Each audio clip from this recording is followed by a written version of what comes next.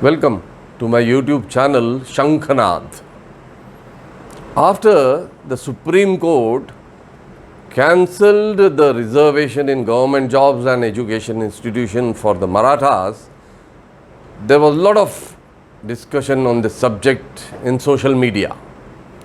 One of the very interesting and encouraging quote I saw, and the comment said, and let me tell you that comment was by a Maratha, and I'd like to quote him verbatim here because a lot of others also supported his comments.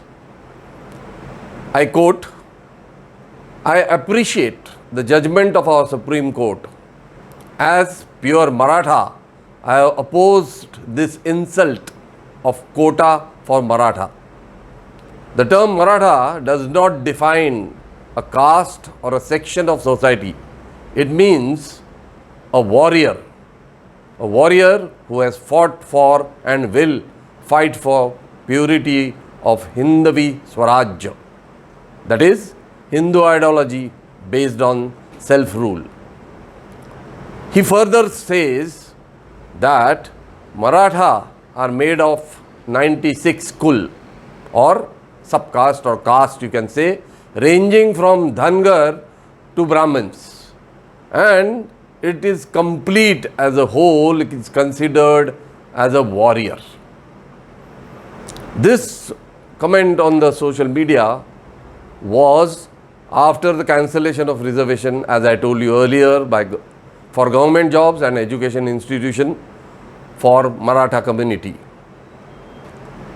This reservation was given by Maharashtra government in somewhere in 2018. However, the Supreme Court cancelled it by saying that it exceeds the 50% cap imposed earlier on reservations. It may be reiterated that in 2018 the BJP government in Maharashtra passed this law under Socially and Educationally Backward Classes Act, that is SEBC, and provided almost 16% of reservation to Maratha community. The petitioner who had gone to Supreme Court had asked very, very pertinent questions which are very important and need to be discussed here.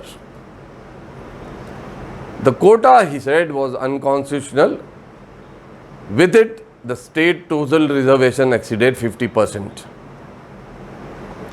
If there is no limit of 50%, as you are suggesting, that is, he is asking the Maharashtra government, then he asks, what is the concept of equality? He further says that we will ultimately have to deal with it, that is the subject of reservation not exceeding 50%. And what about the resultant inequality amongst others, was the petitioner's main query.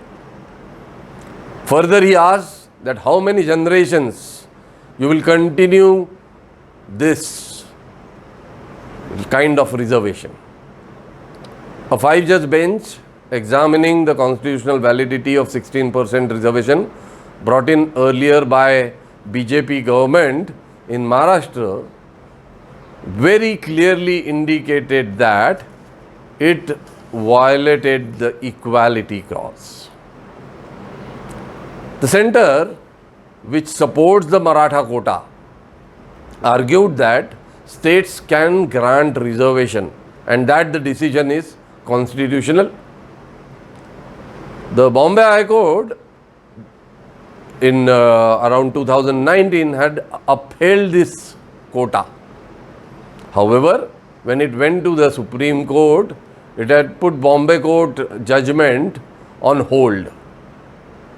As Supreme Court said, states have no power to add any caste to socially or economically backward caste list due to the amendment made by the Parliament. And the Supreme Court further observed that states can only, and I repeat, only identify the castes and suggests that to the center, and only President can add the caste to SEBC list, which we discussed earlier, and this is guided by National Backward Classes Commission. The Maharashtra government decision, the Supreme Court said, or the petitioner said, amounted to providing the Maratha community with a permanent crutches and will not help them in development. Here I will like to state Aristotle, who said, it is an injustice to treat unequals as equals, just as it is an injustice to treat equals as unequals. And here the case is both ways applicable. The lead author of Constitution of India, Dr. B.R. Ambedkar, was of the view that legislation does not change people.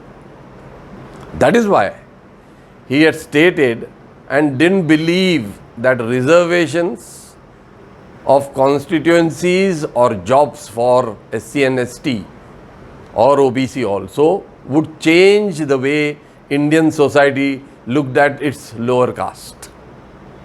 He never believed that this can make some change. Anyway, he reluctantly agreed to reservation in parliament and legislatures in the belief that it would be discontinued in 10 years after the adoption of the constitution. However, this was not to be, as we can see now. On November 30th, 1948, Dr. Ambedkar, the founding father of the constitution, had a note of caution for future governments.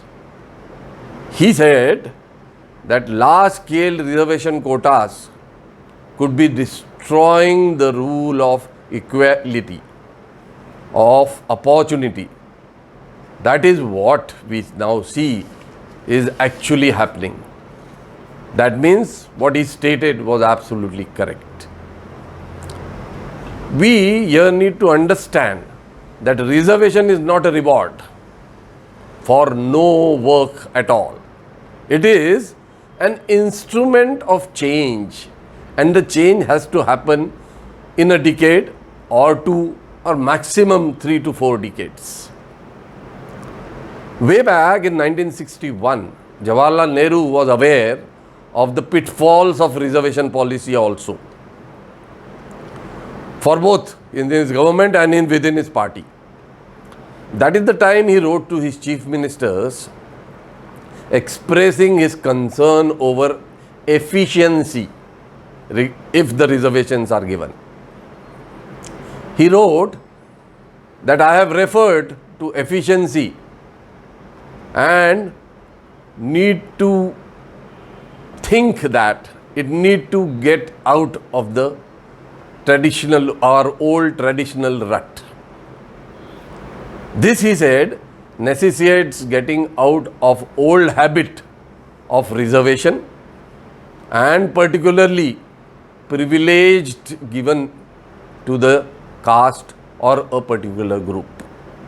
So it clearly indicates that even Nehru knew the pitfalls of reservation policy.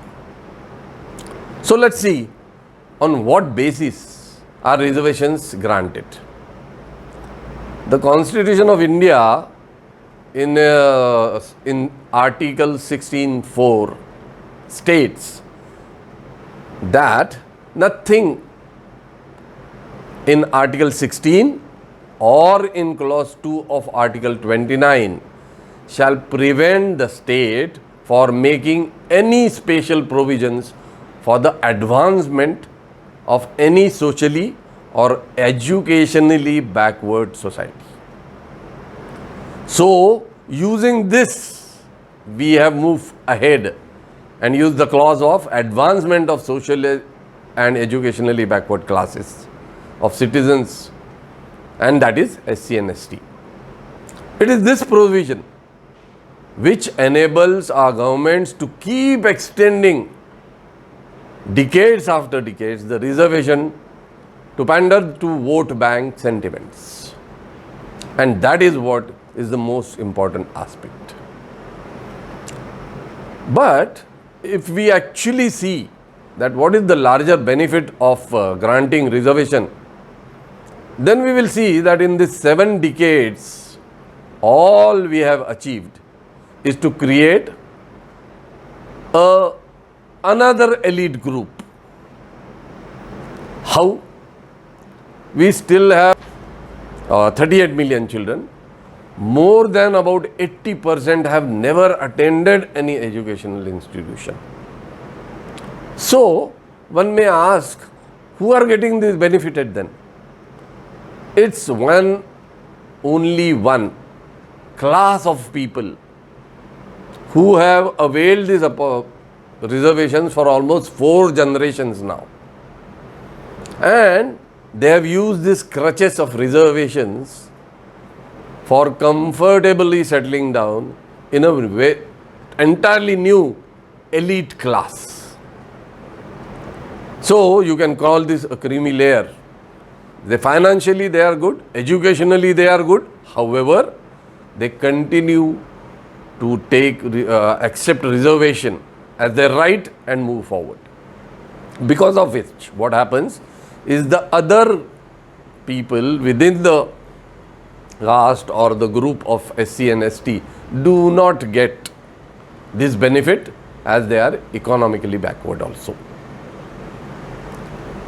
Now, if this aspect is true, then the one more thing we need to look at is no economically poor, general category people get any reservations. So, they don't get any chance to be educated well.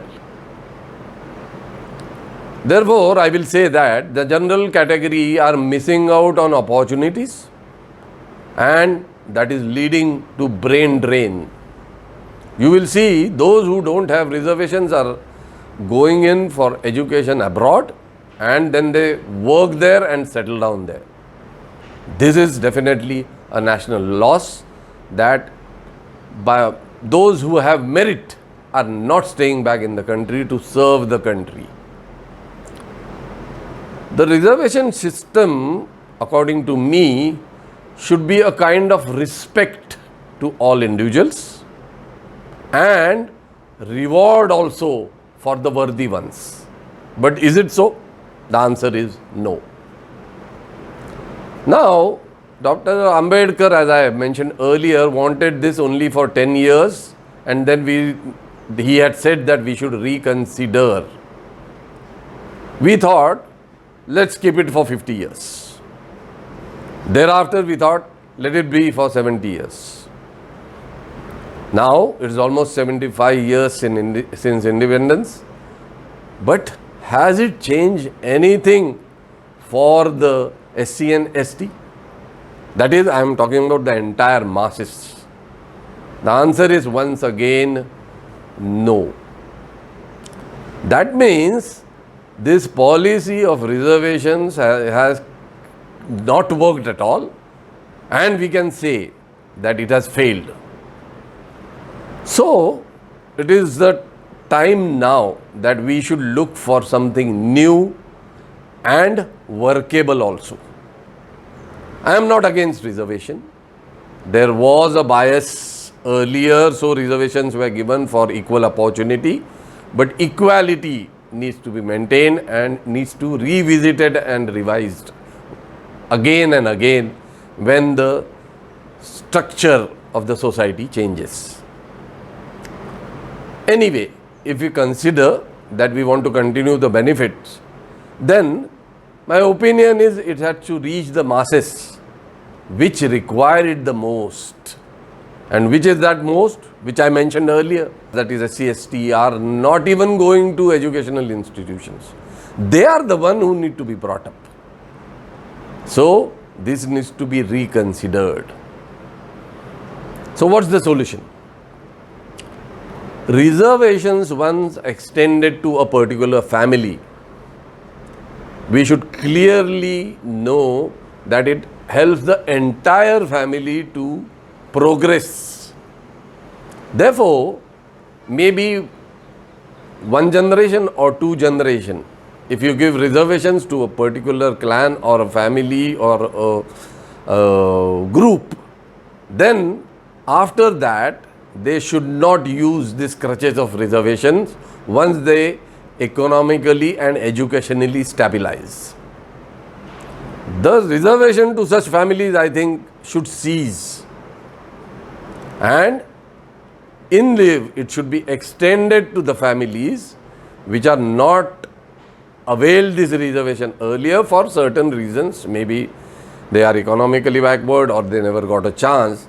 That is SC, ST, OBC will be benefited instead of one particular clan or a group who are now very well financially very well off after 4 generations of availing the reservations.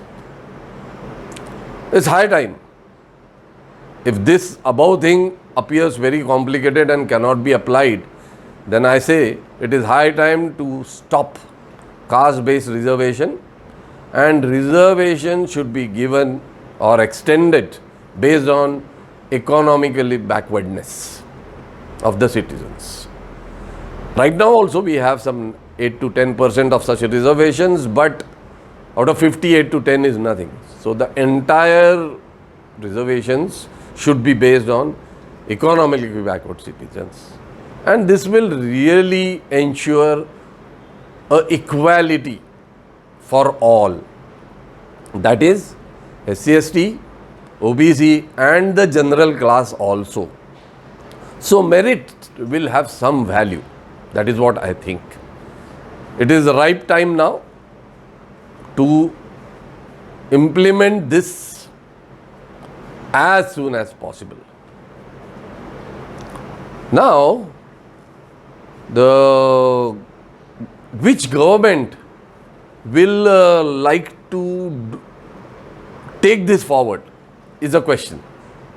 Because of the vote bank which is involved, almost 70%, 60 to 70% are getting these benefits. So it's a major group or major vote bank. So no government will like to touch upon also abolition of reservations. Then who does it?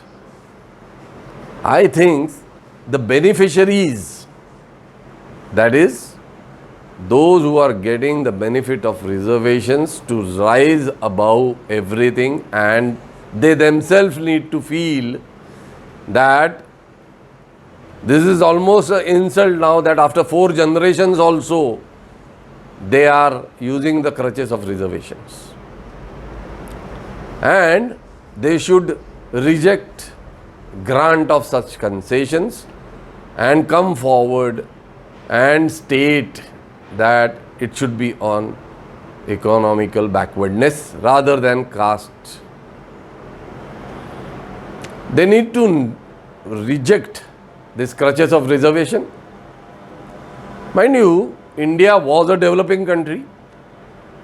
It is still a developing country.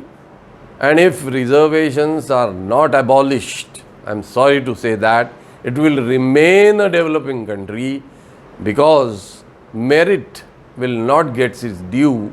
So the progress of the country will be stagnated. India's 60% population is in the age group of 18 to 30. And they are quite different, they think quite differently. There is a positivity in them. They do not feel proud about accepting these reservations.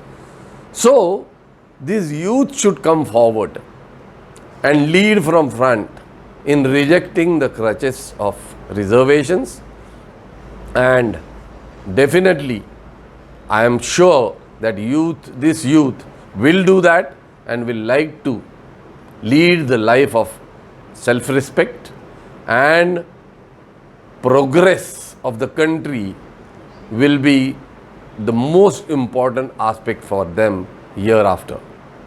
If this happens, it will be one of the best solutions, as abolition of reservations by any government appears to be a impossible mission for a political party as such. For that matter, any political party, because for the reasons which I have told. So, let's hope that today's youth does something about this, and the new India we are looking for will be without any reservations, and if at all, it will be on economically backwardness or only on merit. If you like my video, then please subscribe my channel Shankhnath. I will like to know your comments on this video, and likes are most welcome. Thank you and Jai Hind.